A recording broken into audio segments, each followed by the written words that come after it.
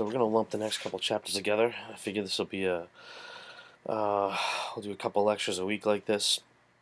Hopefully we won't be out too long, but we'll see what happens. But anyway, so chapter 12 and 13 are going to talk about natural and non-renewable renewable energy sources. So this is kind of like Unit 6 of the APES study guide that was put up by the College Board. So we'll zip through this, and there'll be a little project for you guys to do after, whether you do it individually or together. I don't care, as long as you stay away from each other. It's all good. All right. So anyway, we're talking about non-renewable energies. Usually, we're talking about fossil fuels. So in this case, you have oil, natural gas, and coal, all which originally were living things, whether they were plant or animal material. The renewable and nuclear, um, renewable would be like biomass. So that would be like, growing. Currently, we grow a ton of corn, and a lot of the corn that we grow, in addition to being fed to animals, a lot of it goes into actually gasoline. So when you're at the pump and you're filling up your car, it says no more than 15% ethanol by volume. Um, that 15% or 10% ethanol, whatever happens to be in the fuel that you're purchasing, is a renewable resource. It's just corn that has been turned, or sugar cane that's been turned into ethanol for fuel. And then nuclear, obviously 6% nuclear is are decaying isotopes that are found in the ground. Obviously, those would have been formed at the time the Earth was formed. Those elements, and then those elements can be harvested and then used. But of that, 81% are things that we're eventually going to run out of. So obviously, there's a number of uses for energy. There's a huge commercial use for it. So, for example, you don't think about it, but you go to, not that we're at school now, but if we were at school, the amount of energy it takes to run that school every day. It's super fuel efficient, but to keep the lights on, to heat water for faucets, all the technology that we use, all those things require energy. And then there's this subsistence energy sources. Those are gathered by. These are things that we don't really use in this country, but this would be, for example, you see this maybe in places like Haiti, where they use charcoal or wood as what they use for their heating slash cooking source. Some countries use animal waste. I know it sounds kind of gross, but they'll take dried up dung or poop, and that poop will then be it's actually very flammable. Due to some of the things that are inside of it. So there's a process by which this happens. So I mean, once again, here you are, the end user here watching TV or watching me with this video, and you're gonna find that we get our electricity obviously from transmission lines. Um, there's usually power plants that generate that electricity. From the power plants, there has to be, if we go all the way back to the energy source, a lot of our electricity comes from coal, somewhere around 40% or so. They do use natural gas power plants, but either way, it's going to be extracted somehow, and there's energy lost there or used to run equipment and so on and so forth. There's a transport piece to it. For example, gasoline is transported in tanker trucks, goes to your local gas stations. This is to show you either underground oil collection or underground gas collection would be these caps they put on top of the wells. Then you have to take that, whatever that energy is, whatever the resource is, you're going to have to heat it or burn it or combust it. And the idea is, in all of these cases when we're making electricity, it doesn't matter what the source is, it doesn't matter how it gets to us, that source is used to heat, that energy is used to heat water. When we heat water, we make steam. From steam, we turn these things called turbines, and the turbines then generate electricity. So it doesn't really matter what source we start with. It's just we take that source, so whatever that fossil fuel is, we burn it and to produce electricity. We can also use solar panels in there as well too, but that's a whole other process. So here are raw fuel. Now this is from 2013, 2012, something like that. So this may have changed a little bit, but I would think we're pretty much in the same ballpark. So it gives you miles per gallon, model year. So if we look at vehicles as they've gotten newer, all right, the efficiencies have gone up, but it seems like we kind of plateaued here in the early '90s. There's a little bit of an uptick in how much fuel efficiency trucks are getting. Um, Obviously, cars have always been pretty high.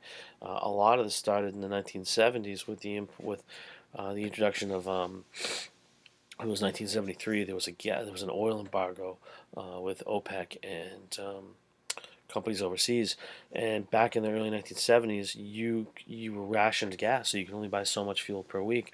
So as a result of that, some of these foreign car companies like Honda, Toyota, BMW, Mercedes, that really never sold vehicles here, all of a sudden, especially the Hondas and Toyotas, they start selling these small compact vehicles that get huge increases in gas fuel efficiency up into the 20 miles per gallon or so back in the 1980s. Now, granted, if you were still driving a big honking Detroit car like a Cadillac or something like that, or large, ironically, you don't see a lot of large sedans anymore. Mostly you see large SUVs. Um, that would have kind of taken that average down because some vehicles from Toyota, Honda, and whatever were getting well over 30 miles to the gallon, which became a big hit with people when gas prices were so high. So once again, electricity generation. This is our turbine here, and inside the turbine there are these fins, and the idea behind these fins is the fins will catch gas that's going to be heated and evaporating and moving upward. Believe it or not, this setup here that you see these fins like this, these are the same type of things you see in jet engines, right? Jet engines work the same way in the sense that they burn some type of fuel. The hot gas is passed past these fins, and then these fins catch the air as it moves by and creates thrust inside of a jet engine. In the case of electricity generation, they turn this thing called a generator. You actually have something similar to this in your car. It's called an alternator, and it generates 12 volts worth of electricity. Ironically, it actually creates AC current, which is then converted to DC current. AC is the same stuff you have in house, alternating current. So the generators in your car actually produce alternating or AC current, which is then stepped down to DC current. But that's a whole other thing. So basically, we use coal as our example. Coal is extracted, pulverized into a dust. That dust is fired into this boiler, kind of like your home heating system. You fire fuel into the boiler. Boiler heats that, combusts that fuel, produces waste products, CO2, which goes out of your house. Heat water. Water then, in the case of your home heating system, that water that's being heated maybe runs through pipes that then runs through baseboards in your house to heat your house.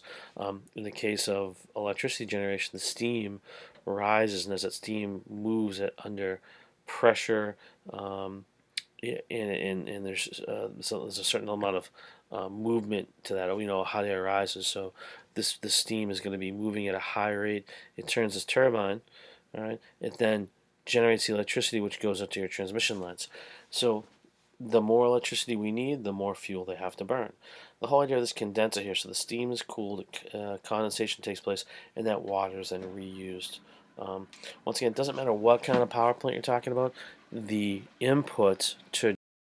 Okay, so back to electricity generation. So yes, as I was saying earlier, working on my basement, so it's a little trying to find some space here. Anyway, so electricity as I mentioned earlier, it's generated by heating up of water by some type of fuel. The fuel sources, once again, they're pretty varied. They can be anything from coal to natural gas, gasoline, jet fuel, nuclear, you name it. Most of it comes from, or most of it is fossil fuels, with the exception of nuclear, which is kind of a non-depletable resource in some respects. So once again, pretty straightforward. I've talked about this in the last picture. So the burning of coal in this case transfers the energy from the coal to the water. Water becomes steam. The kinetic energy, the movement of the steam, then is transferred to the blades of the turbine, which once again looks like a big fan. And then, as the fan turns, generate electricity. What's really neat is if you're once again sitting at home, you got nothing going on, you can take a fan, unplug it from the wall. So if you have like a floor fan or something like that, if you hook up a multimeter to the little prongs that come off the back of the fan, I gotta sneeze, excuse me. what can happen is if you turn the fan by hand, what'll happen is you'll actually generate electricity, and you'll put electricity at the prongs of the that plug into the wall, which is kind of neat. All right, efficiency. So if we're talking about fossil fuels, um, only about 30. The burning of coal is only about 35% efficient. So that means 65% of the heat generated by the coal is just wasted. Um, that would be kind of the equivalency of driving like from a car standpoint, getting you know let's say 40 miles to the gallon is like uh, in the 80% efficiency, let's say, that would be like the equivalent of driving a vehicle or a car that only got 15 or 16 miles to the gallon all the time. So it's not super fuel efficient. Um, we do have some other resources that we use. Obviously, natural gas about 25%. Nuclear seems pretty high to me, but 25%. If we were in France, France uses 80% of their power comes from nuclear. Other renewable sources would be things once again like biofuels, corn, things like that, and hydroelectric dams obviously are in there as well too. Notice that burning of oil, is a super low percentage. I didn't realize it was that low. So the majority of our electricity is coming from these coal powered fired power plants. I know there's a big push to get away from coal. The hard thing is when half of your electricity is coming from a resource that you readily have available in your own country that's relatively cheap to harvest. It's hard to get away from that. So we can we get away from this? Yes. I just think it's going to take some time. Cogeneration. So cogeneration is a way to not only generate electricity, but you can produce heat that can then be used for something else. So let's say there's some industrial process that requires um, the generation of heat. You can couple the burning of a fossil fuel with producing electricity, and then funnel the excess heat off to some other place or purpose. Well, this can actually this is probably one of the places that we could do our best work, because this is going to be almost, it could be as high as 90% efficient. Um, Coal, it's tough. We have such a large reserve of it. It's very hard to get away from it. One of the things that they've done with coal over the last 20 or 30 years is they have one of the problems with coal is the sulfur content in coal. So when you burn coal, you produce sulfur dioxide, which gets into the atmosphere, and it's one of the main causes of acid rain. Um, if we could we have methods in which we can lower the amount of sulfur in the coal. We can leach that sulfur out, but you're still burning that coal, which produces it's still going to produce some sulfur dioxide, but it's the big part is there's a CO2 that's produced. The other thing that you don't think about is if you have a fire at home, say you have a fire pit and you burn some wood, or you have a wood stove and you burn wood in that wood stove. After you've burned a certain quantity of material, there's ash that's left over. The ash at times can be very toxic from this stuff. So, in addition to burning the coal and putting sulfur dioxides in the air and putting CO2 in the air, there's also a solid component of it, which then has to be dealt with. And a lot of times, um, mitigating that solid waste or that ash that's left over can be a problem. Once again, pretty straightforward. I've actually shared this PowerPoint with you, so you can watch this video on your own. Um, so it talks about how this is where and how coal comes from. So peat, which is this organic layer that's, let's say, below this particular lake, as the lake kind of fills in, and it's soft and squishy. Um, as the water starts to fill in and you get more sediment on top, there's pressure from the land above that actually starts to squish or compress this. And the longer you let it squish and compress, you create these layers of coal, all right, from that moss and dead organic matter. Obviously, there are some advantages and disadvantages. I'm gonna let you be the judge of this. I think that once again, we think about your own life and how you do things. Um, if there was less demand for electricity, they would probably find new ways, new more fuel efficient ways of producing it. Once again, here are some of those advantages. Energy dense, meaning that you get a lot of energy from one small piece of coal. Super plentiful, easy to find around here. Technology demands are small, so it's not you don't have to. It's basically hand dug. Um, it's done with machinery that's not super technology related. I mean, you're basically scraping away soil and digging the coal out of the ground. Relatively easy to transport and handle. It's safe from a transport standpoint. You're not worrying about with nuclear material about shipping that around and what you're doing with that. You're not worried about having tankers of coal spill where fuel tankers can be harder to deal with, and then needs a little refining. So once it comes out of the ground, it's pretty much ready to use. So the other one is petroleum. Petroleum has to do with oil, basically. So it's any substance dug out of the ground. Once again, it takes about 50 to 100 million years or 150 million years to show up. A lot of the stuff in the oceans actually comes from phytoplankton, which is crazy to imagine. Um, Once again, list of countries that have lots of it. We seem to be fortunate. Mexico is fortunate to have this. Canada, China, some of your more wealthier countries. Um, how it works? There's a number of videos for you to watch here. Um, so basically, it's pretty straightforward. They set up some type of a drilling system.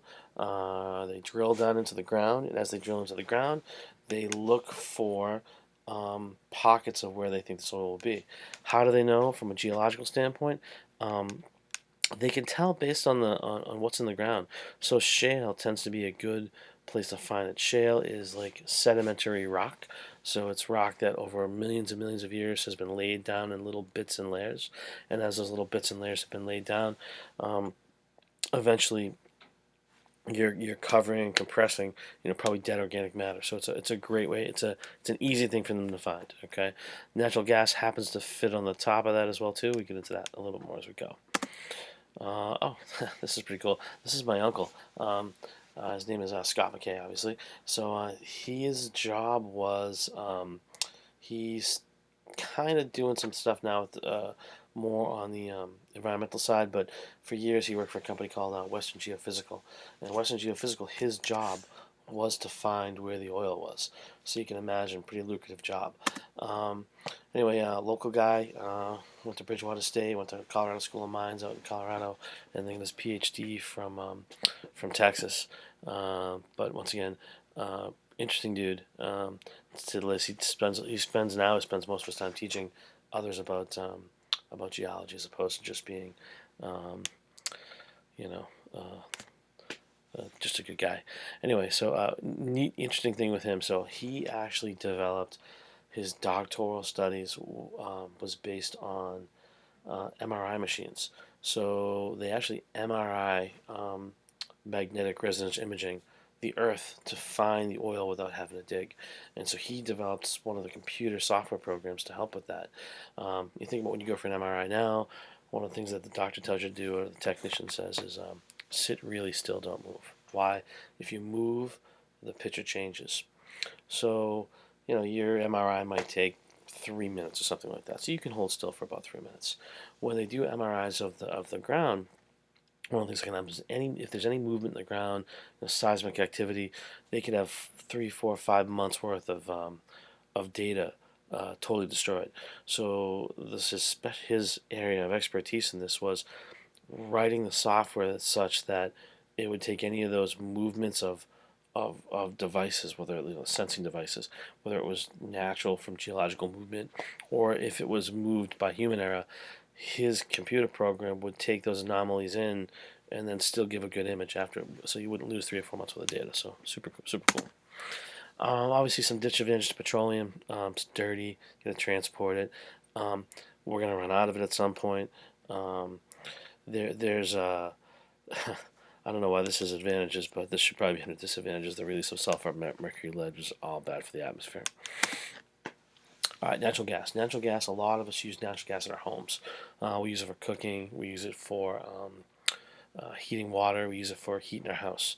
The nice thing about natural gas, it has way less carbon in it than does oil or coal, so it burns cleaner. Some of the ones that you might have heard of, these are some other ones, are ethene, which is 2 carbon, propane, which is 5 carbon, and butane, which is 4 carbon, which comes with little tiny Zippo letters. Some advantages to natural gas. Once again, if we remember, it's drilled the same way. It usually comes from most of the petroleum deposits. Natural gas is a byproduct of it. Um, some of the advantages, obviously, when unburned, when it's burned, it doesn't produce as much salt. Doesn't produce as much sulfur, really, virtually none, and virtually no carbon or no carbon monoxide. Um, it does emit carbon dioxide. Um, only 60% of what we get from coal. So sometimes natural gas power plants are the way to go. If you remember a few years back, they were talking about putting a natural gas power plant in Brockton, and I know there were a number of people in West Bridgewater, East Bridgewater, even in Brockton, that were against it. Natural gas power plants are relatively clean um, compared to their coal counterparts or petroleum fired counterparts. So unless we're going to do solar panels, which have their own inherent issues, this is probably the way for us to go. So some other fossil fuels that we a couple of years ago we made our trip to France. Actually, not this last one, but 2 trips ago, we flew to Canada first. Ironically, Canada is one of the largest places where oil sands come out of, and just like the name sounds, oil sands are sands that contain oil. And what they do is you usually find it in places that are coniferous forests, things like that is where a lot of this is found. So you find a lot of it.